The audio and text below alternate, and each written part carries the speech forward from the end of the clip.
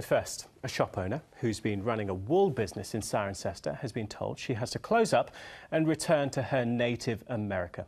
Deb Richardson opened the business using an entrepreneur visa 3 years ago, but has since discovered that she should have been employing 2 full-time members of staff. She's been told that she can only stay if she now takes on 8 full-time staff in the next 3 months to make up for it. Here's our Gloucestershire reporter, Steve Nibbs. It's the last day for the popular Three Walls shop. Deb Richardson was granted a visa 3 years ago by the now defunct UK border agency.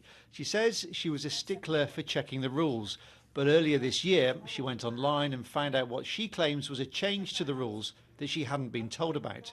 It's a lack of communication, I think. And I understand that you need to follow the rules. I completely agree with that. Had I known the rules, then I would have tried to comply. I did comply with the rules that I knew at the time. Deb spoke to the Home Office and offered to do what she could to put it right, but they said she had to close up and leave the country. Although she says there was one option they gave her. Their response was, you have 3 months left, you can hire 8 full-time staff for the next 3 months. Deb says that her original application was made through the UK border agency. Those applications are now run by the Home Office, and in a statement they told us today that there haven't been any changes to their rules which would have made a difference to her application. We want more independent shops in Cirencester.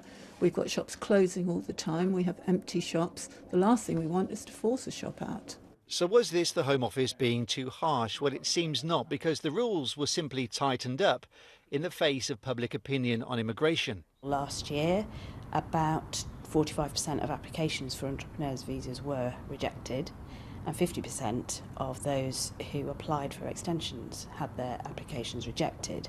Tomorrow, Deb flies home to Nebraska, leaving behind many customers who will miss her and the shop.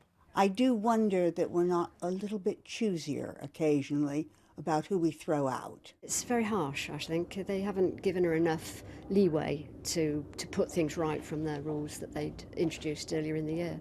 Deb will be back soon, though. She has to clear out the shop and hand the keys back.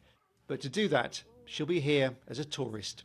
Steve Nibbs, BBC Points West, Cirencester.